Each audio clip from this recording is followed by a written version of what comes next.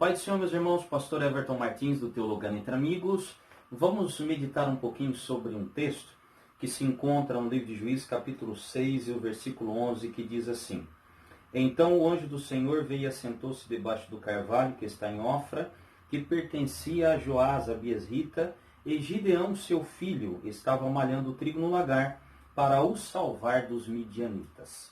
Meus irmãos, antes que nós venhamos falar um pouquinho sobre esse versículo, vamos entender o quadro. O livro de Josué é o livro da conquista, a conquista de Canaã, quando os israelitas vão tomar possessão da promessa que Deus havia feito a Abraão sobre as terras de Canaã. Então a conquista, você vai se lembrar sobre a travessia do Jordão, sobre a derrubada dos muros de Jericó e as conquistas por todas as terras, distribuição de tribos. Então isso nós vamos ver no livro de Josué. Nós vamos ver ali no livro de Josué, Josué é um grande líder, orientando aquele povo, orientando aquela nação, e aquele povo então fazendo uso da prosperidade daquela terra, que é descrita na frase terra que mana leite e mel. Lembra que quando Josué e Caleb vai espiar a terra, eles trazem um cacho de uva que tinha que ser carregado por 2 homens? É a descrição da prosperidade da terra, que mana leite e mel. Então o livro de Josué é o livro da conquista, do crescimento espiritual, da nação tomando posse de uma promessa feita aos seus antepassados. Porém, quando eu chego no livro de Juízes, Juízes é a continuidade do livro de Josué. Aqui nós temos um plano de Deus estabelecido por intermédio de Josué e o estabelecimento do povo na terra, mas Josué vai morrer. Não há um substituto de Josué. Josué foi substituto de Moisés. Porém, não há continuidade da substituição da liderança. Por consequência disso, após a morte de Josué, o povo vai ficar sem um líder. E a Bíblia diz, no livro de Juízes, que durante esse período de juízo, cada um fazia ou andava conforme aquilo que ele achava que era correto. Então, o livro de Juízes é um livro em que descreve o desejo do homem em prática. Então, cada um fazia aquilo que andava segundo o caminho do seu coração.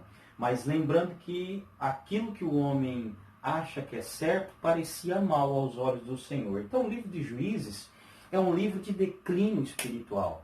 Para sanar a falta de liderança após a morte de Josué, Deus então começou em tempos e após tempos levantarem homens para liderar essa nação que estava na terra. Essa nação agora próspera, a nação começou a se prostituir idolatricamente, começaram a deixar a Deus. E Deus então, por uma forma de corrigir e trazer a nação ao trilho novamente, Deus levantava os inimigos para açoitar, para saquear o seu povo. Mas, ao mesmo tempo, Deus levantava juízes para remediar, para trazer a vitória para o seu povo. Porque Deus, mesmo o povo não querendo a sua presença pessoal, Deus, por intermédio dos seus líderes, se fazia presente. Mas nesse texto de Gideão que nós acabamos de ler, foi um período de tempo em que Israel, eles preparavam o solo, eles lançavam a semente, eles regavam a semente, esperavam o tempo do crescimento, da germinação da semente, a produção do fruto. Quando o fruto estava pronto, eles iam colher, após todo esse trabalho árduo, vinham os inimigos chamados midianitas, amalequitas e outros tantos, vinham como gafanhotos e levavam toda aquela plantação, deixando Israel na miséria, sem fome, sem nada. Ao ponto em que Israel foi gradativamente sendo obrigada a fugir de suas casas e se adaptar em meio à crise. Porque isso não aconteceu durante 1 ano, nem 2 anos, mas durante 7 anos. Quando chega o 7º ano, vêm os inimigos novamente. A Bíblia diz que Gideão, para poder proteger um pouco da sua colheita, Gideão está malhando um trigo no lagar.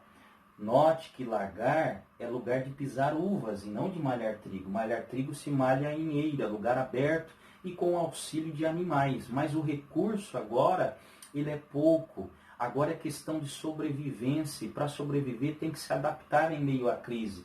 Então Gideão está malhando o trigo agora no lagar. Por que ele está fazendo isso? O texto é bem claro, para o salvar. Então, para salvar o pouco que tem, ele tem que se adaptar em meio à crise, malhando trigo no lagar, que é lugar de pisar uvas, porque aí vem os inimigos e vão levar tudo que ele tem. Então ele está escondido, trabalhando para preservar o mantimento, senão ele vai acabar ficando sem nada. Então ele precisa salvar. E o interessante disso tudo é que enquanto ele está malhando o trigo no lagar, ele está em meio à crise, trabalhando, lutando, ele não está desistindo. Ele sabe que é dificultoso. O momento agora dele é um momento difícil. Não é fácil, é um lugar inadequado, impróprio. Tem que ficar escondido, porque se for visto, vai perder o pouco que tem. Mas ele sabe também que ele não pode parar, então ele tem que sofrer essas consequências, ele tem que atravessar essas mazelas, mas o seu coração está indignado com a situação. Gideão não concorda com a situação em que ele está vivendo, mas ele está lutando. E o texto diz que enquanto Gideão está fazendo isso e o povo está clamando a Deus por um libertador, Deus enviou um profeta para dizer ao povo, vocês estão passando por isso porque vocês foram desobedientes. E vocês não corrigiram, vocês não se atentaram às minhas ordenanças. Então eu tenho o povo clamando, eu tenho um homem de Deus sendo enviado por Deus para trazer a palavra de consequência que Israel está vivendo por causa da desobediência. Eu tenho Gideão agora no mesmo momento lá no lagar malhando o trigo. Note que eu tenho o povo clamando, um profeta sendo a resposta e Gideão trabalhando em meio às adversidades. E Deus em meio a isso. Deus está agora olhando o povo. E Deus observando o clamor do povo, a fala do profeta e alguém trabalhando, Deus já tem um plano de execução. Deus tem um plano de solução para a nação de Israel. E a solução não está no povo que está clamando. A solução está em um homem solitário, que está em um lugar de adaptação, produzindo sustento para sua família. Diz o texto assim, que o Senhor apareceu a Gideão em um carvalho e observou Gideão trabalhando e disse para ele assim, vai, o Senhor é contigo, varão valoroso. Olha só que o anjo do Senhor, que é uma forma teofânica de Cristo no Antigo Testamento, uma aparição de Cristo no Antigo Testamento como anjo do Senhor, dizendo, o Senhor é contigo, varão valoroso. Note, lembra disso, o povo clamando, Deus enviou um profeta para advertir o povo, mas Gideão está lutando sozinho. E Deus aparece, começa a observar a Gideão e diz assim, olha, o Senhor é contigo, varão valoroso. Gideão, que estava indignado com a situação, diz assim, ai meu Senhor, se o Senhor é conosco, por que tudo isso nos sobreveio? Ele está indignado, ele está inconformado com a situação, ele não entende por que ele está passando por aquilo tudo, e ele então questiona a Deus, por que isso tudo nos sobreveio se o Senhor é conosco? E ele diz assim, e o que é feito das maravilhas que os nossos pais nos contaram, dizendo que o Senhor nos fez subir do Egito? Porém, agora o Senhor nos desamparou e entregou nas mãos dos midianitas? Gideão está dizendo assim, nós fomos sustentados pela fé, por aquilo que os nossos pais nos contaram, que o Senhor dava escape, o Senhor dava livramento, mas o que está acontecendo agora? Só que Deus não entra nos detalhes, Deus não entra nas minúcias, e Deus simplesmente diz assim, o Senhor olhou para ele e disse, vai nesta tua força e livrará Israel das mãos dos midianitas, porventura não te enviei eu? Olha só o que Deus diz, Gideão, é o seguinte, eu já enviei um profeta que já disse à nação por que eles estão passando por isso. Eles são cientes daquilo que eles estão passando. Mas para você é o seguinte, você é uma pessoa determinada. Você é uma pessoa que se adapta em meio à crise. Você é uma pessoa que não sentou, mas está lutando. E eu te observei. Então a minha palavra para você é essa. Vai nessa tua força. nessa. Vai nessa. O texto está dizendo, para mim não escrever errado, vai nesta, isso mesmo. Nesta tua força, né? Olha só o que o texto diz.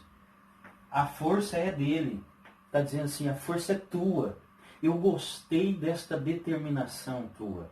Eu olhei, te observei e vi a força que você tem. Agora, Gideão, eu vou pegar essa tua força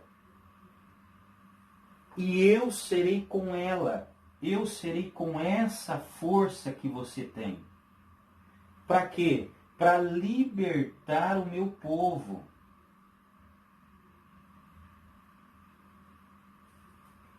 Gostei da tua determinação. Vou pegar a força que você tem. Você não chora, você não fica lamentando. Você está cheio de questionamento, né? Você não se conforma por aquilo que está passando. Mas você não desiste, você está lutando, está escondido às vezes, está trabalhando, está buscando sustento para a família, mas não jogou-se nas cordas. E eu vou pegar o que você tem. Eu vou ser contigo, e da mesma forma que você está malhando o trigo, para sobreviver, escondido, vou usar essa tua força para malhar os midianitas e dar vitória para o meu povo. Irmãos, é claro, né? Isso tem tanta riqueza textual que nós podemos compartilhar. Mas nós estamos praticamente vivendo um cenário igual. A igreja viveu tempos de glória, né?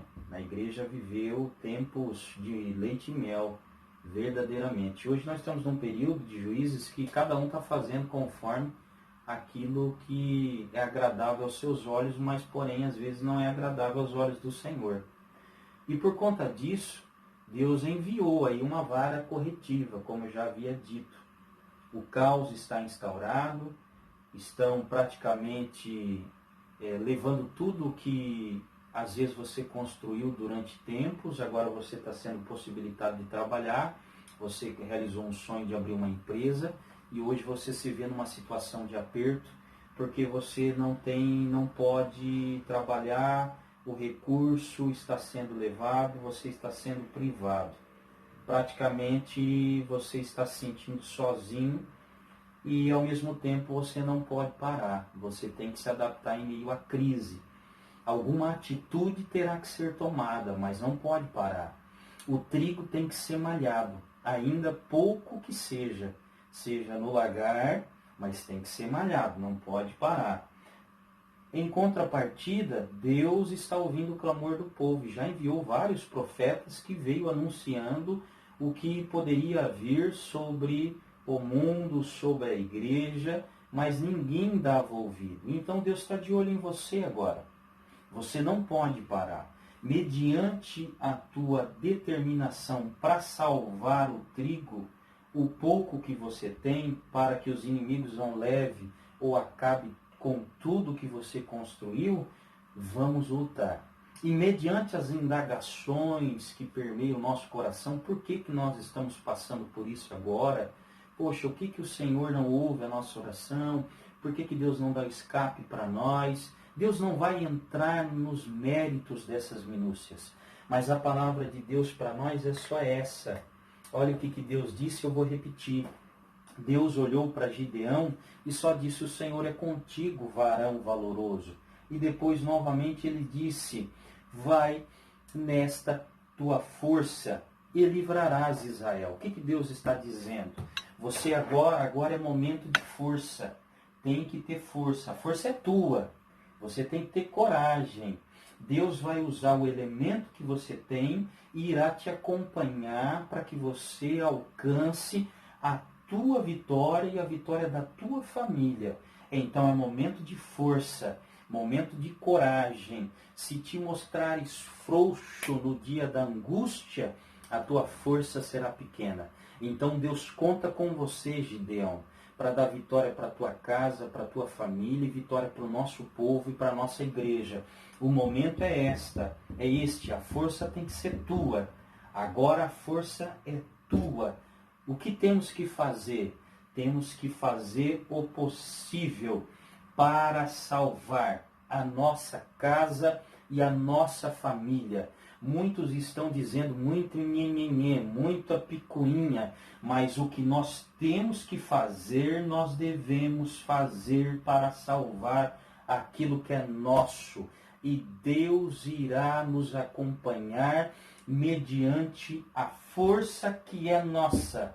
Essa é nossa, essa era de Gideão, e essa força tem que ser sua também. Portanto, vamos juntos continuar batendo no trigo, separar essa palha inútil em lugar inadequado para sustento da nossa casa e da nossa família. Portanto, a nossa fé, que foi sustentada por aquilo que os nossos pais nos anunciaram, ela é fidedigna. Deus ainda continua nos observando e quer só nos usar mediante a crise existencial instaurada neste século sobre o nosso povo. Deus conta com você. Que Deus nos use e que Deus nos abençoe para vencer mais essa batalha e dar escape e livramento para nossa família, e o nome dele será glorificado num período em que cada um quer fazer e andar segundo o seu próprio coração. Mas nós vamos mostrar que ainda somos um povo da conquista, onde Deus derrubava as muralhas de Jericó, somente pela nossa fé e obediência, porque a nossa vitória vem por intermédio do Senhor. Que Deus te abençoe.